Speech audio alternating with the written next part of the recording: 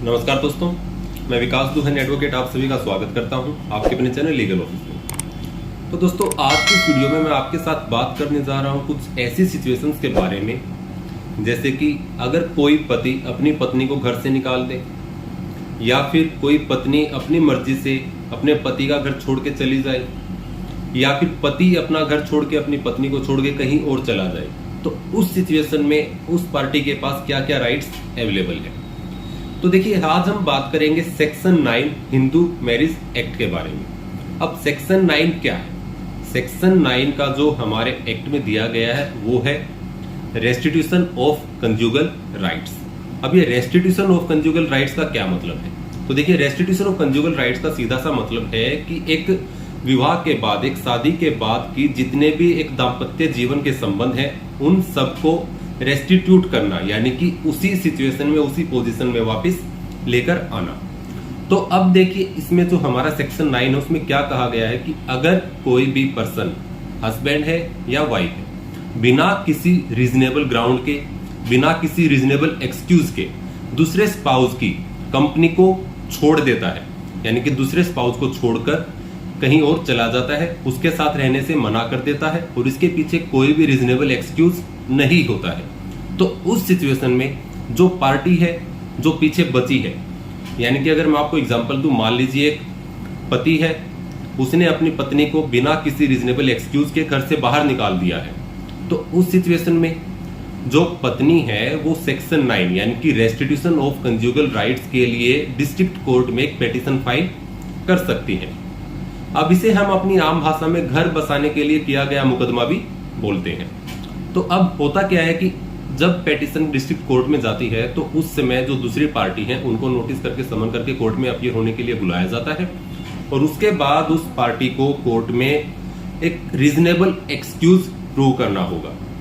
उन्हें बताना होगा कि वो पार्टी बिना किसी रीजनेबल एक्सक्यूज के उन्हें छोड़कर नहीं गई है, उसने बिना किसी रीजनेबल एक्सक्यूज के उसे घर से नहीं निकाला है। अगर वो ऐसा करने में सफल हो जाते हैं तो आपकी जो सेक्शन 9 की पिटीशन है वो डिसमिस हो जाएगी, और अगर वो ऐसा प्रूव करने में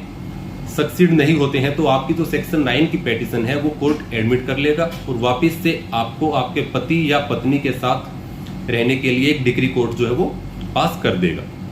अब देखिए, जनरली क्या सुनने में आता है कि पति अपनी पत्नी को घर से निकाल देता है, या फिर पत्नी बिना अपने पति को या बिना अपने ससुराल वालों को बताए या बिना किसी रीजनेबल एक्सक्यूज के अपना घर छोड़ के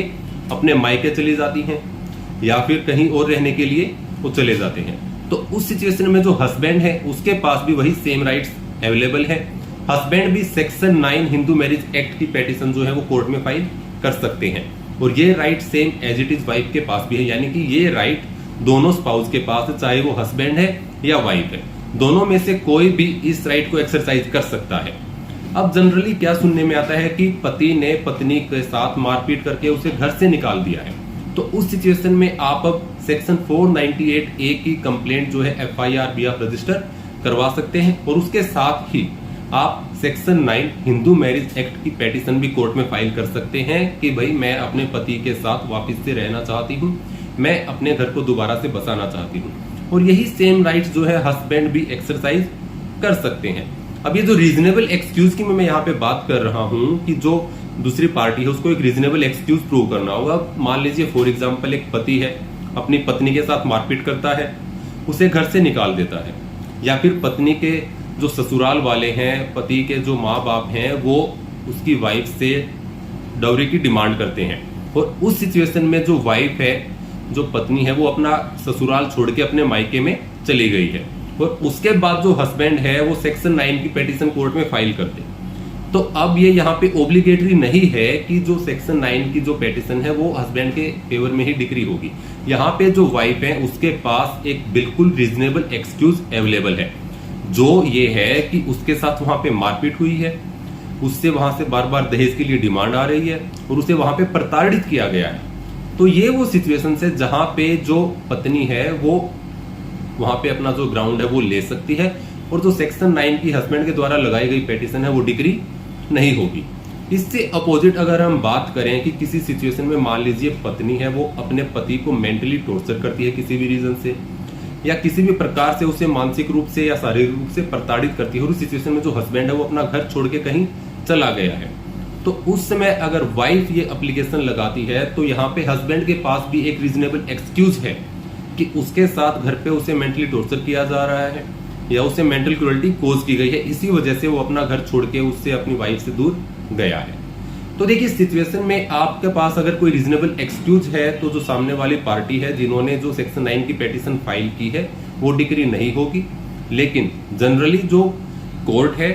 हमारा जो हिंदू लॉ है, वो एक शादी को बचाने का हमेशा से पक्षधर रहा है। तो जनरली यही होता है कि अगर आपके पास कोई रीजनेबल एक्सक्यूज नहीं है और उसके बाद भी आप अपना घर छोड़ के, अपना ससुराल छोड़ के अपने घर पे चले गए या कहीं और चले गए हैं, तो उस सिचुएशन में कोर्ट जो है वो रेस्टिट्यूशन ऑफ कंजुगल राइट्स की डिग्री अवॉर्ड कर देते हैं। तो ये था सेक्शन 9 हिंदू मैरिज एक्ट। अगर कभी आपके साथ भी ऐसी सिचुएशन हो तो आप आपके किसी भी लोकल एडवोकेट से मिलकर आप ये पेटिशन जो है कोर्ट में फाइल कर सकते हैं। अगर आपको वीडियो पसंद आए तो वीडियो को लाइक कीजिएगा, शेयर कीजिएगा और चैनल को सब्सक्राइब जरूर कीजिएगा। बहुत बहुत धन्यवाद।